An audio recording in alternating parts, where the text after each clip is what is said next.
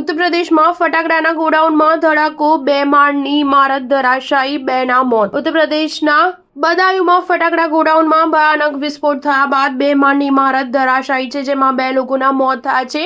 ઉસાવન police station વિસ્તાર હેઠળ નગરિયા chicken ગામમાં શુક્રવારે સાંજે ફટાકડાના ગેરકાયદેસર ગોડાઉનમાં જોરદાર ધડાકા સાથે વિસ્ફોટ થયો હતો, જેના કારણે 2 માળનું મકાન ધરાશાયી થયું છે.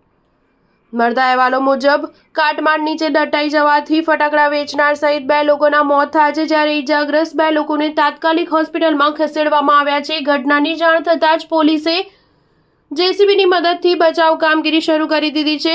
ઉસાવન પોલીસ સ્ટેશન વિસ્તાર હેઠળના નગરિયા ચિકન ગામના રહેવાસી વીર સહાયનો પુત્ર રાહુલ ઉર્ફે ઉમેશચંદ્ર હઝરતપુર પોલીસ સ્ટેશન વિસ્તારમાં ફટાકડા બનાવવાનું લાયસન્સ ધરાવે છે.